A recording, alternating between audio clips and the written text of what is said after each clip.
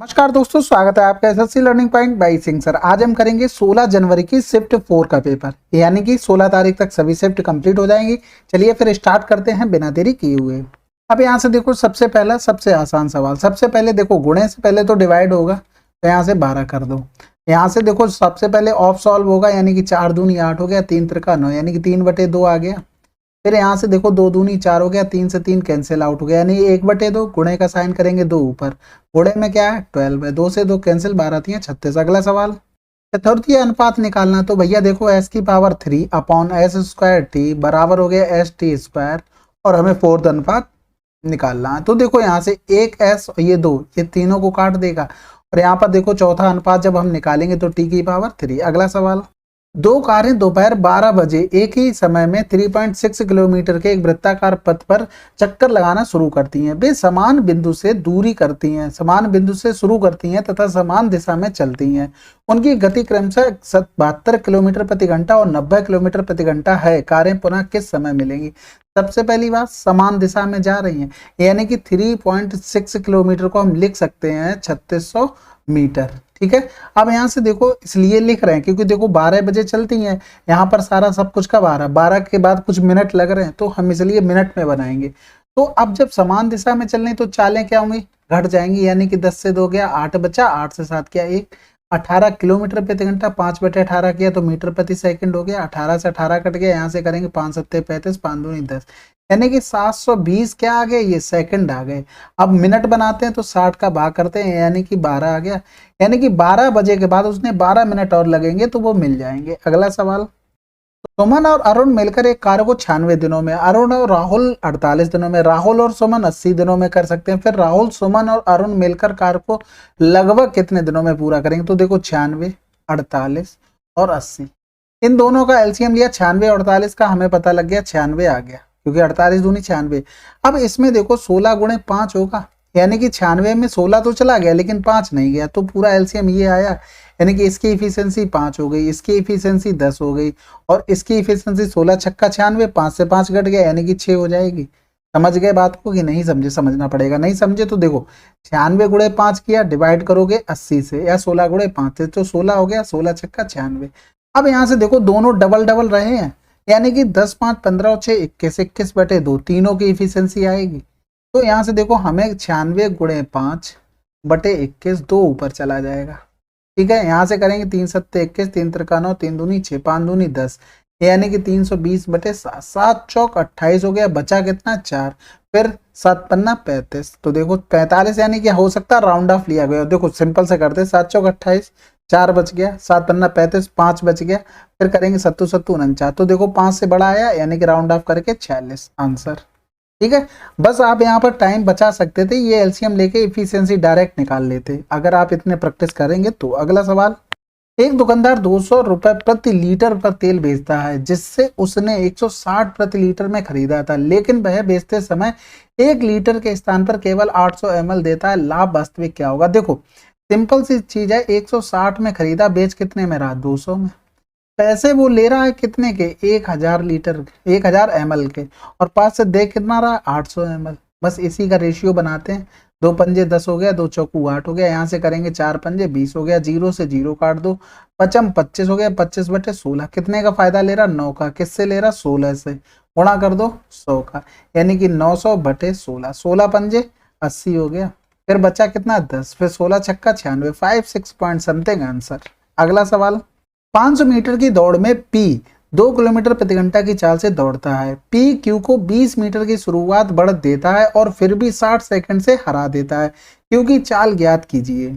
अब यहाँ से समझो कहना क्या चाह रहा है। मान लो देखो, P अगर 500 जा रहा है तो Q को कितना जाना पड़ा? 480। इसकी चाल कितनी थी? 2 किलोमीटर प्रति घंटा। इसको चेंज कर लो 5/18, ये समय निकल के आ गया। इसकी चाल x मान लो, इसको देखो 60 सेकंड से हराया है, यानी कि जो पी को लगे हैं, अब इन दोनों को हम बराबर कर सकते हैं। ठीक है, दोनों बराबर हो गया, इसी को सिंपल सॉल्व करना था, मेरे सवाल समझ में आ गया होगा। तो देखो 50 गुणे 18 बराबर हो गया 480/x माइनस का 60 हो गया, तो 0 से ये 0 सारे काट दो, फिर 2 3 6 हो गया, 2 दूनी 4, 2 चौकू 8 हो गया, 2 में 18 हो गया, 9 पन्ना 45, 3 इधर आ जाएगा 48, बराबर 24/x हो गया। 24 दूनी 48, तो x बराबर 1/2 मीटर प्रति सेकंड आ गया। अब हमें इसे किलोमीटर प्रति घंटा में चाहिए, यानी कि 1/2 18/5 का गुणा करना पड़ेगा। 5 दूनी 10 यानी कि 1.8 किलोमीटर प्रति घंटा। बहुत आसान सवाल होते हैं, देखो करने में ये होता है कि ऐसे हमने लिख के दिखाया एक्स वगैरह, लेकिन करने में एक्चुअल में इतना टाइम नहीं लगता है। अब यहाँ से देखो 5x² 3xy का तृतीय अनुपात जैसे दो नंबर दिए जाए तो क्या होता है b² होता है। अब यहाँ पर देखो b² क्या हो जाएगा 3xy इंटू 3xy अपॉन में क्या हो गया a, यानी कि 5x², ये कैंसिल आउट हो गया। यहाँ से 3 3 9 y²/5। अगला सवाल, रीता कहती है कि वह अपना माल क्रय मूल्य पर बेचती है, यदि 100 ग्राम के स्थान पर 80 ग्राम भार का उपयोग करती है, उसका लाभ क्या। देखो 80 की चीज के पैसे वो अपने पास से मतलब दे रही है, लेकिन पैसे ले कितने के लिए 100 का, फायदा कितने के लिए 20 का, बटे कर दो 80, क्योंकि 80 की चीज दे रही है, 20 चौको 80 25%। अगला सवाल, मनोज म्यूचुअल फंड में इतने रुपए का निवेश करता है जो उसकी वार्षिक आय का 11% है। वार्षिक आय मान लो x, उसका 11% कितना दिया गया है तुमको 57695, यानी कि x बराबर लिखोगे तो 57695 अपॉन में 11 इंटू 100 हो जाएगा। बिल्कुल हो जाएगा। कह रहा था मासिक आय क्या होगी, ये तो वार्षिक आ गई, यानी मासिक निकालने के लिए 12 का डिवाइड करना पड़ेगा। बिल्कुल, तो देखो 6 5 11 हो गया, 11 और 5 16 हो गया, 9 7 16, 11 से कट जाएगा, 11 पन्ना 55 2 बचा, 11 दूनी 22 4 बचा, 11 चौक 44, 11 पन्ना 55। तो यहाँ से देखो काटने से कोई फायदा नहीं है, डायरेक्ट गुणा करके भाग कर दो, बटे कर दो 12, 12 चौक 48 हो गया। यहाँ से देखो 4 केवल एक ही ऑप्शन में आंसर। अगला सवाल, 10 व्यक्तियों के समूह में 20 केजी वजन वाले एक व्यक्ति के स्थान पर एक नए व्यक्ति के शामिल होने पर उसका औसत वजन 7.9 केजी बढ़ जाता है। नए व्यक्ति का वजन क्या, देखो उसके आने से वजन बढ़ा, यानी कि ये तो कन्फर्म है 20 से ज्यादा रहा होगा। अब यहाँ से देखो कितने लोग हो गए 11, एक लोगों में कितना बढ़ा 7.9, व्यक्ति के स्थान पर एक नया, मतलब 20 केजी वाले व्यक्ति के स्थान पर, अच्छा एक आदमी गया था एक आया था, यानी कि कोई नहीं, 10 आदमी रहे तो 79 का, यानी कि टोटल इतनी बढ़ोतरी हुई, इतना जोड़ दो इसमें। अब मैं ये समझा कि टोटल अब 11 लोग हो गए, उसके स्थान पर आया ना, तो इस वजह से थोड़ा कंफ्यूजन हो गया, कोई बात नहीं। यदि 9 व्यक्ति एक काम को 18 दिन में करते हैं तो दुगुनी क्षमता वाले 18 व्यक्ति उसी काम को कितने दिनों में करेंगे। सिंपल सी बात है, 18 दूनी 36, 18 से 18 कटा और 9/2, सिंपल है। देखो 9/18, अब दोगुनी इफिशियंसी यानी कि 2 गुणे 18 हो गई, और डी बस 18 दूनी 36 हो गया, 18 से 18 काट दो, 9/2 आंसर। अगला सवाल, एक बल्लेबाज ने 96 रन बनाए जिसमें 2 चौके 6 छक्के शामिल थे, विकेटों के बीच दौड़कर उसने अपने कुल स्कोर का कितना प्रतिशत बनाया। तो 2 चौके यानी कि 8 रन, 6 छक्के 36 रन, 8 6 कितना हो गया 44 रन हो गया, यानी कि 96 से 44 घटा दो, 6 से 4 किया 5, यानी 52 रन उसने दौड़ के बनाए, बटे 96 कर दो, गुणे 100 कर दो, यानी कि 4 दूनी 8, 4 चौकू 16 हो गया, 4 दूनी 8, 4 पंजे 20 हो गया, फिर हो गया 4 छंग 24, 4 एकम 4, 4 तियां 12 हो गया, यानी कि यहाँ से करेंगे 13 पंजे 65, 13 दूनी 26 और 26 और 6 कितना हो गया 32 बटे 6, 6 पंजे 30 हो गया, 2 बचा, 6 चौक 24, यानी 54 पॉइंट समथिंग। अगला सवाल, एक घर का मूल्यांकन उस वर्ष की शुरुआत में उसके मूल्य की तुलना में एक वर्ष में 10% की दर से मूल्यह्रास होता है। यदि घर का वर्तमान मूल्य इतना है तो 3 वर्ष बाद घर का मूल्य क्या होगा। तो समझो बात को, 10% मूल्यह्रास हो रहा है, 3 वर्ष बाद पूछा है, यानी कि 9/10 9/10 9/10 होगा, यानी कि इसका क्यूब करते तो 729 आता है, इसमें कहीं ना कहीं 4 का गुणा होता है, 4 ने 36 हमको चाहिए था। अब यहाँ से 3 ही जीरो तो कटते, बाकी जीरो 3 बचे हुए थे, यानी कि हमें 306 चाहिए था, 306 306 306, समझ गए। अब थोड़ी सी हमको मेहनत करनी पड़ेगी, कोई नहीं, गुणा करते हैं, 4 ने 36 हो गया, 4 दूनी 8 और 3 11 हो गया, 16 मिल गया, इसमें देखो 26 था, इसमें 0 था, ये तो कैंसिल हो गया, आंसर आ गया। अगला सवाल, आनंद स्थिर पानी में 8 किलोमीटर प्रति घंटा की चाल से नौकायन कर सकता है और उसे धारा की दिशा में नौकायन में जितना समय लगता है उससे 3 गुना समय धारा के विपरीत दिशा में नौकायन में लगता है। धारा की चाल ज्ञात कीजिए। तो ये देखो डी दूरी डिस्टेंस होगी, जब दिशा में जाएगा तो a+b चाल से जाएगा, जब अपोजिट तो a-b। अब यहाँ से जो भी समय लगता है उसका देखो उससे 3 गुना समय धारा की विपरीत में, यानी कि इसका 3 गुना समय लग रहा है, तो ये बराबर हो गया। अब यहाँ से देखो ये कैंसिल आउट हो गया, यहाँ से लिख सकते हैं 3/8 प्लस का b बराबर 1/8 माइनस का b लिख सकते हैं, यानी कि 3/8 प्लस b, इधर डाल दो 8 प्लस b अपॉन 8 माइनस का बी। कंपोनेंडो एंड डिविडेंडो लगाएंगे तो 3 1 4, 3 से 1 गया 2 हो गया, 8 बटे बी हो गया। तो 2 दूनी 4 हो गया, 2 चौकू 8 हो गया, यानी कि बी बराबर 4 हो गया। यानी कि ये तो सभी को पता होगा ए अपॉन बी बराबर सी अपॉन डी। तो कंपोनेंडो एंड डिविडेंडोस होता है ए प्लस बी अपॉन में ए माइनस का बी और सी प्लस डी अपॉन सी माइनस का डी। इससे इस पर भी जा सकते हैं, इससे इस पर भी। अगला सवाल, एक दुकान नियमित रूप से अंकित मूल्य पर 12% की छूट प्रदान करती है। त्योहारी सीजन के दौरान यह 10% की क्रमिक छूट भी प्रदान करती है और मालिक अभी भी 5% लाभ अर्जित करता है। यदि नियमित छूट के साथ केवल 4% की क्रमिक छूट प्रदान की जाती तो लाभ परसेंटेज क्या होगा? तो देखो, अंकित मूल्य पर 12% की छूट दे रहा था, यानी कि 88 में चीज बेच रहा। त्योहारी सीजन के कारण यह 10% की क्रमिक छूट भी प्रदान करता है, तो 10% की इसने और छूट दे दी, यानी कि इतने में चीज बेच रहा। फिर भी उसने कॉस्ट प्राइस पर 5% का लाभ लिया। समझ गए होगे बात को? ये 0 से 0 कट गया और यहाँ से 15 छक्का 90, 15 सत्ते 105, यानी कि 88 इंटू 6 अपॉन 7 उसका हो गया कॉस्ट प्राइस। तो कह रहा था यदि नियमित छूट के साथ केवल 4% की क्रमिक छूट देता, यानी कि 88 पर केवल 4% की छूट देता तो इतने में बेचना पड़ता उसे। तो कह रहा था तो लाभ प्रतिशत कितना होगा? अब यहाँ से देखो, इतने में बेचता, ये उसका कॉस्ट प्राइस था, दोनों का हम बनाते हैं रेशियो, यानी कि 88 से 88 कैंसिल आउट हो गया। यहाँ से करेंगे तो 6 कम 6 छचरंग 36 हो गया, 4 चौकू 16 हो गया और ये 25 हो गया, यानी कि 7 चौक 28 अनुपात 25 हो गया। तो देखो 25 की चीज 28 में, यानी कि 3 का प्रॉफिट लिया किससे? 25 से। गुणा कर देंगे 100, 25 चौकू 100, 4 12% आंसर। अगला सवाल, तो देखो 1600 पर 2 छूट दे रहा है, 10% की छूट दी यानी कि 90% और फिर एक और दे दी यानी कि 90%। ये देखो 4 जीरो तो चले गए, यहाँ से करेंगे 9 ने 81 हो गया। तो यहाँ से करेंगे 16 एकम 16, यूनिट डिजिट से काम चलेगा बिल्कुल। 16 8 128 भी होता है, तो ये तो नहीं होगा, आंसर आ गया। समझ रहे हो ना? खिलौने का अंकित मूल्य दिया गया था 1600, उस पर 10% की एक छूट, फिर एक और 10% की छूट। ऐसे भी कर सकते थे, अगर एकल छूट निकालते तो 19% आती, यानी कि 100 पर 19% मतलब 81% में चीज बेची जा रही, तो 1600 का 81% निकाल लेते। अगला सवाल, राम श्याम और मोहन के वजन का अनुपात इतना है। राम श्याम और मोहन का औसत वजन इतना है। राम और श्याम का औसत वजन कितना होगा? देखो 8 7 15, 15 5 20, 20 बटे 3। हमारे हिसाब से एवरेज इतना क्वेश्चन में इतना दिया गया था। कह रहा था राम और श्याम, यानी कि 8 7 15, 15 बटे 2 की वैल्यू हमसे पूछी गई थी।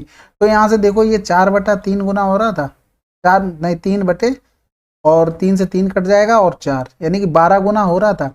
इसका भी 12 गुना कर दो, 2 छक्के 12, 15 छक्का 90। अगला सवाल करते हैं, 6 सेंटीमीटर त्रिज्या वाले गोले को 2 बराबर भागों में काटा जाता है। इस प्रकार बने प्रत्येक अर्ध गोले का आयतन क्या होगा? देखो यहाँ से अगर एरिया वगैरह पूछा जाता तो चेंजमेंट आता, अब एरिया नहीं आयतन पूछा गया तो 2/3 पाई आर क्यूब। प्रत्येक का पूछा तो एक का इतना ही होता है, यानी 2/3 22/7 और आर की पावर होगी 6 की पावर 3, यानी कि 216। यहाँ से करेंगे 3 सत्ते 21, 3 दूनी 6 हो गया। यहाँ से करेंगे 2 दूनी 4, 2 सत्ते 14, 22 का गुणा कर देंगे, बटे कर देंगे 7, 22 चौक 88 हो गया, 22 चौक 88 और 8 यहाँ से लगा 9, 22 एकम 29 31 हो गया। यहाँ से करेंगे 7 चौक 28 हो गया। देखो 4 एक ही ऑप्शन में है। अगला सवाल करते हैं, एक ठोस शंकु को 30 पैसे प्रति सेंटीमीटर स्क्वायर की दर से रंगने की लागत इतनी है। शंकु के त्रियक ऊंचाई 15 सेंटीमीटर है, तो उसकी त्रिज्या ज्ञात कीजिए। तो देखो पाई आर एल, यानी कि 22/7, आर हमको निकालना, एल की वैल्यू 15 हो गई और 30 पैसे, 30 पैसे, पैसे को रुपए में चेंज कर लिया हमने, बराबर कर दो 660। ठीक है, 0 से 0 चला गया, यहाँ से 3 दूनी 6, 3 दूनी 6 हो गया। यहाँ से करेंगे 22 एकम 22 हो गया।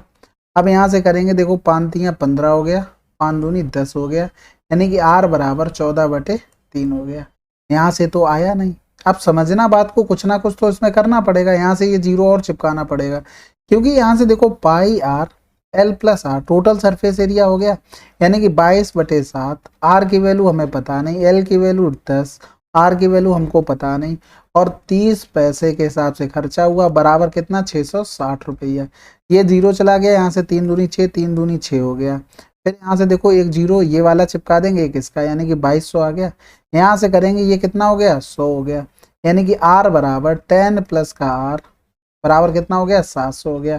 अब यहाँ से क्या करना पड़ेगा? आर की वैल्यू रखनी पड़ेगी। तो इसमें तो थोड़ा सा हमने गलत कर दिया, इसमें होगा यहाँ पर 15।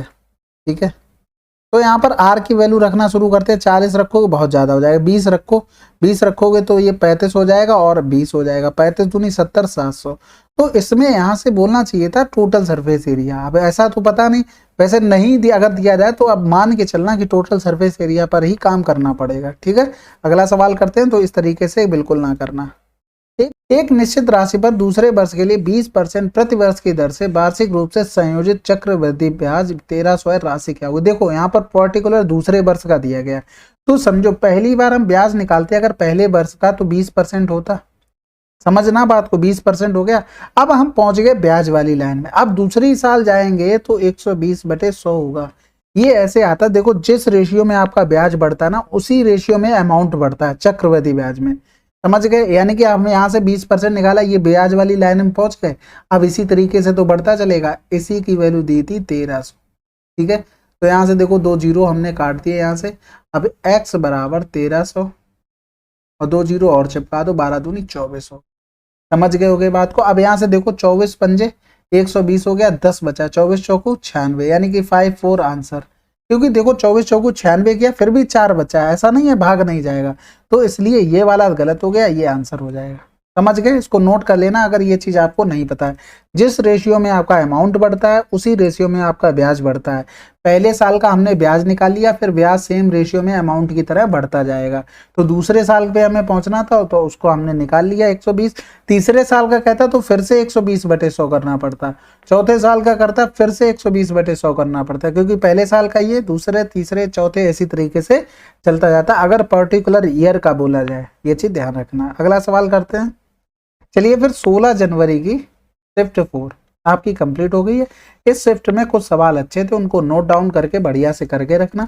चलिए फिर मिलते हैं अगले वीडियो में, तब तक के लिए जय हिंद जय भारत।